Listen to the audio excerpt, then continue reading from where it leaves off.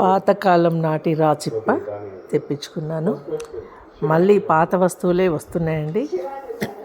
ఈ రాచిప్ప నేను నా చిన్నప్పుడు మా నాయనమ్మ దగ్గర, మా మేనమామ దగ్గర, మేనమామ వాళ్ళ ఇంట్లో చూశాను.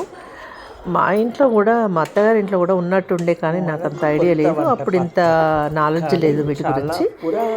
అయితే నాయనమ్మ వండినప్పుడు గుర్తొచ్చింది నాది, ఎలా వండారు ఏంటి అనేది చూశాను. కాబట్టి నేను ఒకటి తెప్పించుకోవాలనుకున్నాను.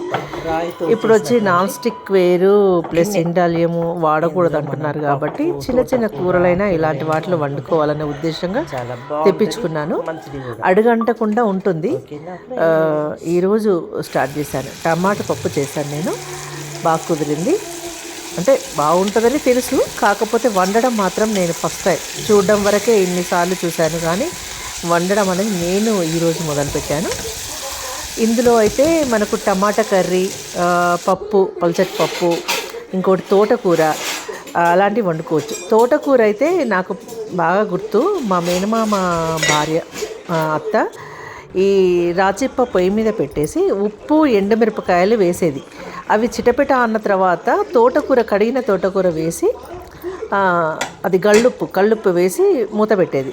అదంతా మగ్గిన తర్వాత బాగా రుద్ది ఆ తర్వాత తాలింపు పెట్టినట్టుగా నాకు బాగా గుర్తు. చేసి చూడాలి ఒకసారి, చేస్తే కానీ దీని టేస్ట్ తెలుస్తుంది మనకి.